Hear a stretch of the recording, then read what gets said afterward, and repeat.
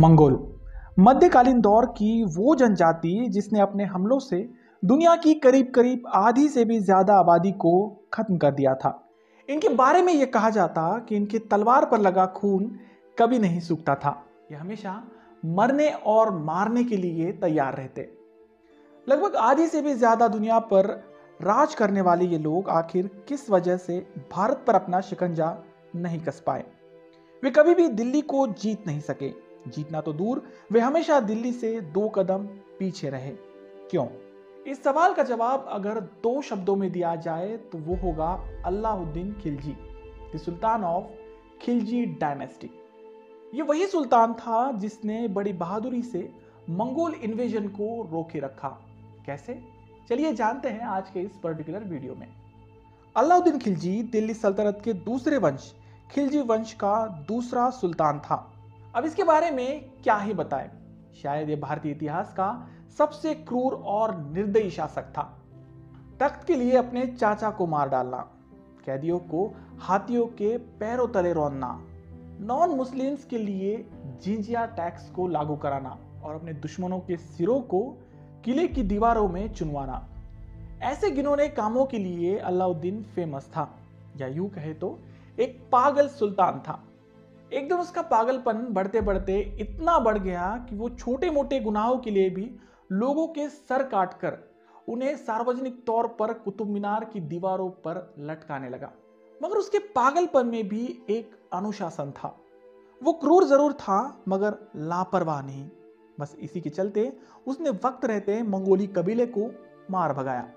13वीं शताब्दी के शुरुआती दौर में एशिया में दो सबसे बड़ी पावर्स थी, दिल्ली सल्तनत और चंगेज खान का मंगोल एम्पायर। दिल्ली सल्तनत धीरे धीरे उत्तर भारत के बड़े हिस्से तक अपना विस्तार कर चुकी थी।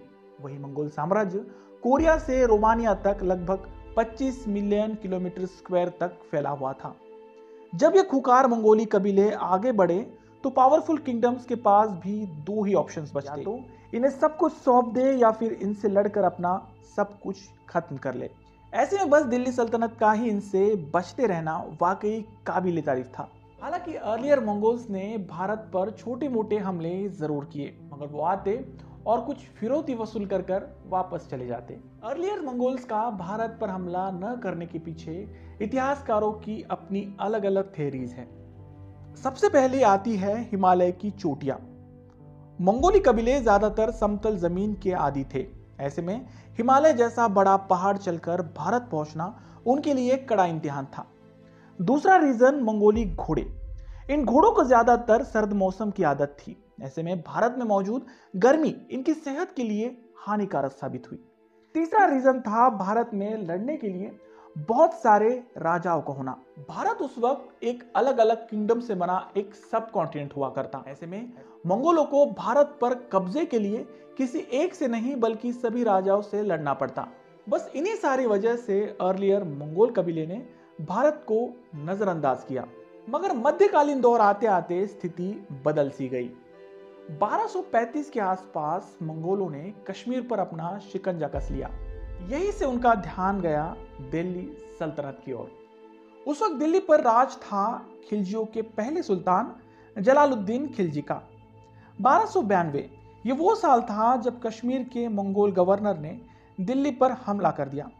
यह मंगोलियों द्वारा दिल्ली पर किया गया पहला हमला था। हालांकि जलालुद्दीन ने इस हमले का मुंह तोड़ जवाब दिया। उसने ना सिर्फ मंगोलों को हराया बल्कि 4000 कैदियों को अपने साथ दिल्ली ले आया और उन्हें इस्लाम में कन्वर्ट कराया।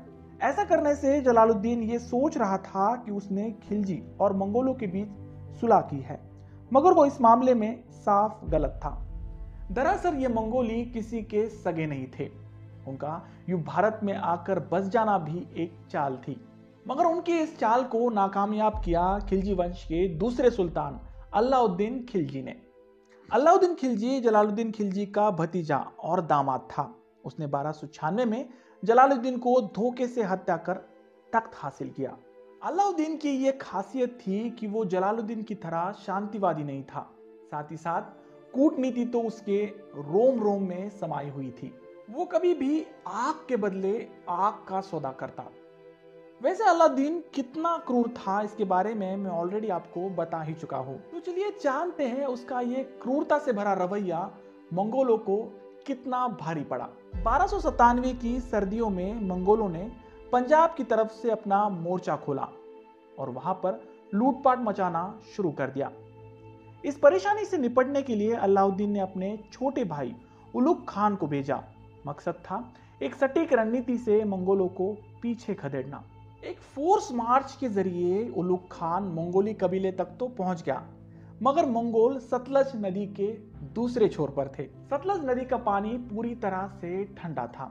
ऐसे में उलुग खान का उसे एक ही झटके में पार करना एक कड़ा इम्तिहान साबित होने वाला था। वही दूसरी छोर पर खड़ी मंगोली सेना ये देखकर बेहद खुश थी कि सल्तनती सेना उनका पीछा नहीं कर सकती थी और वही दूसरे छोर पर रहकर उन्हें बस घूर रही थी।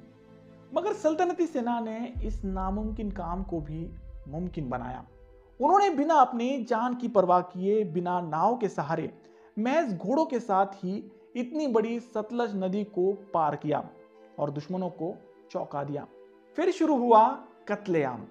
सल्तनती फौज ने अपने इस अभियान में लगभग 20,000 मंगोलों को मार डाला और बाकी बचे लोगों को जंजीरों से बांधकर दिल्ली लाया। अलाउद्दीन के मन में उन कैदियों के लिए कोई दया भाव नहीं था। उसने उन कैदियों को सरेआम हाथियों के पैरों तले कुचलकर मार डाला। यह चेतावनी थी उन सारे मंगोली कबीले के लिए जो दिल्ली को जीतने की चाह रखते थे। अलाउद्दीन को अब यह लग रहा था कि मंगोल वापस दिल्ली आने का नहीं सोचेंगे, मगर उसकी ये सोच बिल्कुल गलत थी, क्योंकि 1298 में मंगोलों ने फिर से अलाउद्दीन को सताना शुरू कर दिया। उन्होंने इस बार सिंध में मौजूद सेविस्तान के किले पर कब्जा कर लिया था।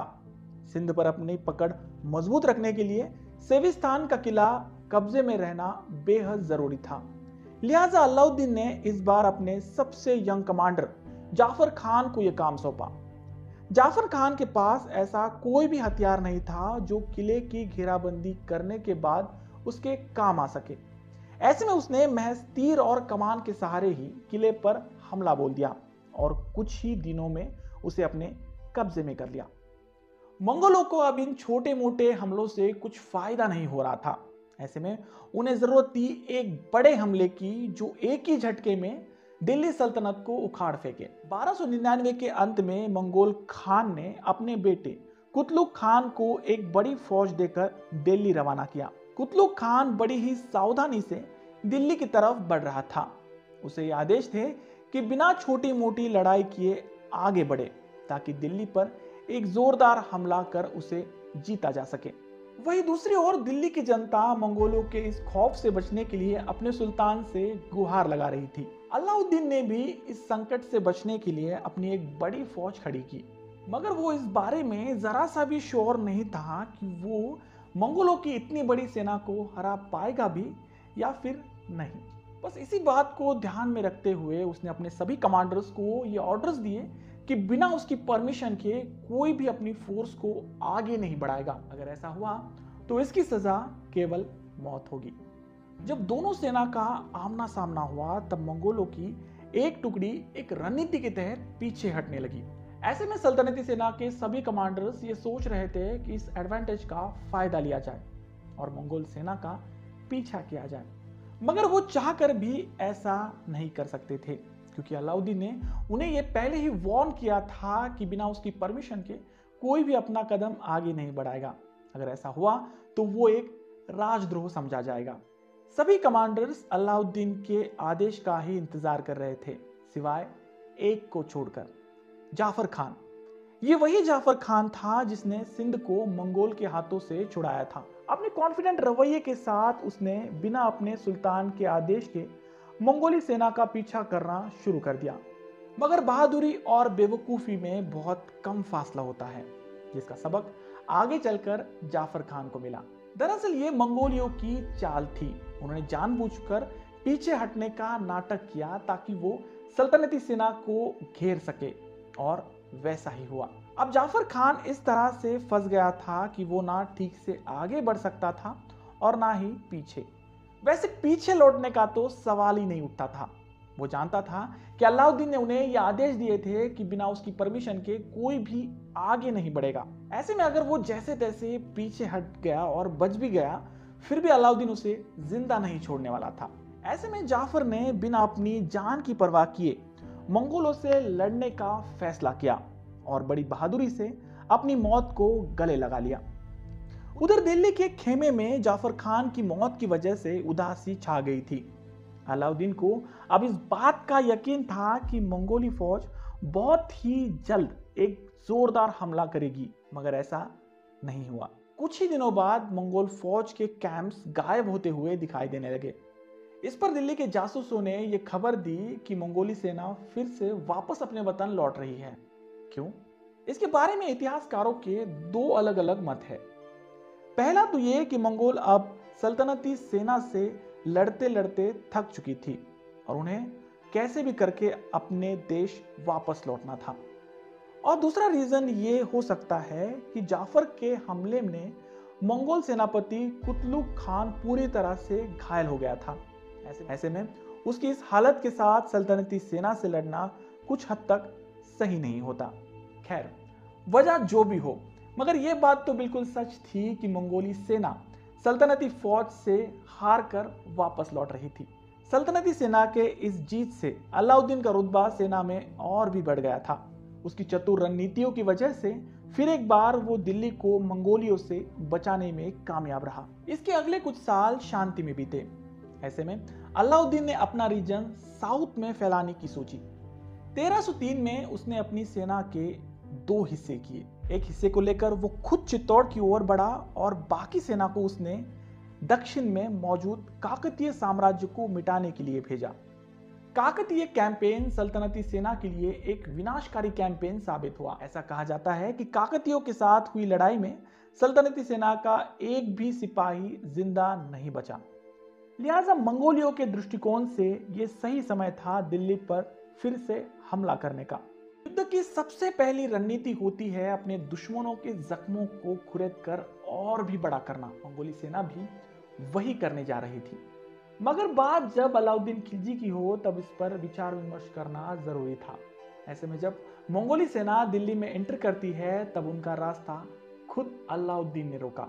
उसने सिरी के किले को अपना बेस बनाया और मंगोलों के साथ एक रक्षात्मक लड़ाई लड़ता रहा।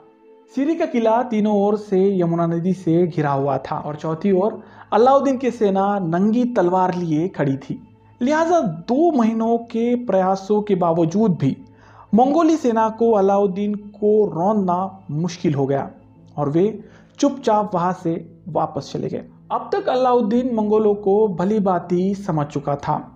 ऐसे में उसने उनसे निपटने के लिए उनके रास्तों में कई किलों का निर्माण कराया।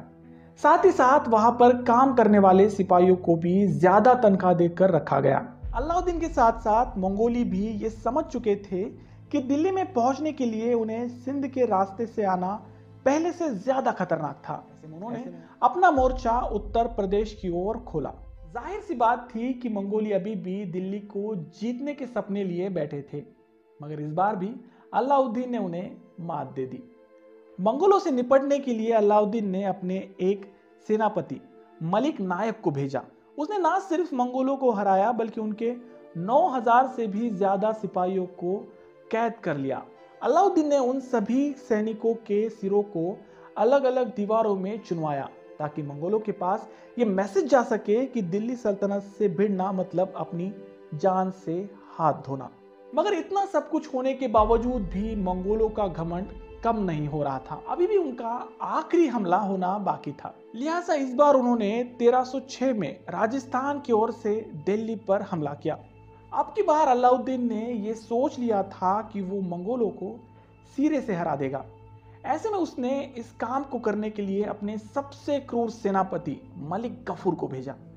मलिक कफूर को यह आदेश थे कि वो तब तक वापस नहीं लौटे जब तक मंगोल पूरी तरह से भारत की भूमि को छोड़कर वापस नहीं चले जाते। कहा जाता है कि इस काम को पूरा करने के लिए अलाउद्दीन ने मलिक कफूर को 1 साल की तनख्वाह एडवांस में दे डाली थी ताकि वो मन लगाकर इस कैंपेन को पूरा करे। वैसे अलाउद्दीन और मलिक गफूर के बीच रिश्ता क्या था ये तो सभी जानते थे। ऐसे में उसके साथ ये खास ट्रीटमेंट होना कोई बड़ी बात नहीं थी। खैर, अलाउद्दीन का ऑर्डर मिलते ही मलिक गफूर ने अपना मोर्चा राजस्थान की ओर बढ़ाया। कहा जाता है कि उस लड़ाई में मलिक गफूर ने मंगोलों को दौड़ा दौड़ा के मारा। जहां पर भी मंगोलों के कैंप दिखाई देते वो उन्हें पूरी तरह से खत्म कर देता।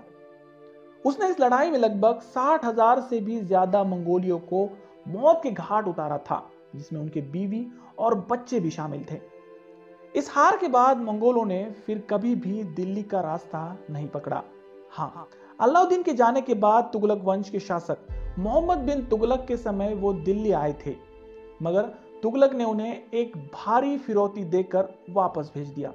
ये वो समय था जब मंगोल सल्तनत पूरी तरह से खस्ता होती जा रही थी और दिल्ली सल्तनत और भी मजबूत। इसके पीछे हाथ है उस शख्स का जिसने कई दफा मंगोलों को भारत में आने से रोका। नाम अलाउद्दीन खिलजी। भले ही अलाउद्दीन एक दरिया दिल या फिर एक अच्छा सुल्तान के नाते कभी भी सही नहीं था, मगर उसका मंगोलों के प्रति यह रवैया सच में काबिले तारीफ रहा, जिसकी आज भी प्रशंसा होती है। तो आपकी इसके बारे में क्या राय है, कमेंट बॉक्स में जरूर लिखें। अब रोज की तरह एक आसान सा सवाल। दोस्तों, अलाउद्दीन की चित्तौड़ पर हमले की कहानी भारतवर्ष में सभी जगह सुनाई जाती है। ऐसे में मेरा आपसे ये सवाल है कि उस वक्त चित्तौड़ की गद्दी पर किस राजा का राज था? आपका जवाब कमेंट बॉक्स में जरूर लिखें। वीडियो अच्छे लगे तो प्लीज इसे लाइक कर अपने दोस्तों में शेयर करना ना भूलें। और हाँ, आपको अगर मेरा काम वाकई में अच्छा लगता है तो प्लीज चैनल को सब्सक्राइब कर देना। मिलते हैं अगले वीडियो में ऐसे किसी इंटरेस्टिंग और हिस्टोरिकल टॉपिक को लेकर। तब तक के लिए धन्यवाद।